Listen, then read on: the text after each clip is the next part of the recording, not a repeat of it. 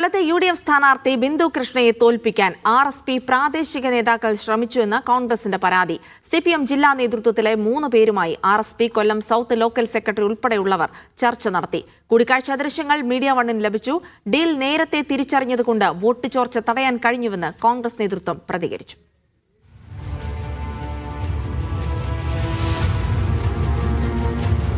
തിരഞ്ഞെടുപ്പിന് 2 ദിവസം മുൻപ് ഏപ്രിൽ 6 രാത്രിയാണ് RSP പ്രാദേശിക നേതാക്കൾ CPM നേതാക്കളുമായി ചർച്ച നടത്തിയത്. RSP കൊല്ലം നോർത്ത് ലോക്കൽ സെക്രട്ടറി സദു പള്ളിത്തോട്ടത്തിന്റെ നേതൃത്വത്തിൽ 7 പേരാണ് സ്വകാര്യ ഹോട്ടലിൽ വെച്ച് CPM നേതാക്കളെ കണ്ടത്. CPM ജില്ലാ സെക്രട്ടേറിയറ്റ് അംഗം, ജില്ലാ കമ്മിറ്റി അംഗം, ഏരിയ കമ്മിറ്റി അംഗം എന്നിവരാണ് പങ്കെടുത്തത്. UTUC ജില്ലാ നേതാവിന്റെ നിർദ്ദേശപ്രകാരമായിരുന്നു ചർച്ച എന്നതാണ് കോൺഗ്രസിന്റെ പരാതി. ഇവരെ വലിയ നേതാവ് പറഞ്ഞ അനുസരിച്ച് CPM നേതാക്കളെ ബോധ്യപ്പെടുത്താനാണ്, ഇവരൊക്കെയാണ് എന്നോടൊപ്പം ഉണ്ടായിരുന്നത് എന്ന് ഡീലിന്റെ ഭാഗമായിട്ട് ബോധ്യപ്പെടുത്താനാണ് ഇവരെല്ലാം ഹോട്ടലിൽ പറഞ്ഞു വിട്ടത്. ഈ വിവരം 6-ാം തീയതി രാത്രി 8:45 തൊട്ട് 9:30 വരെയാണ് ഇവരവിടെ യോഗം കൂടിയത്. കോൺഗ്രസിന്റെ പരാതിയെ തുടർന്ന് ലോക്കൽ സെക്രട്ടറിയെ ചുമതലകളിൽ നിന്നും മാറ്റി.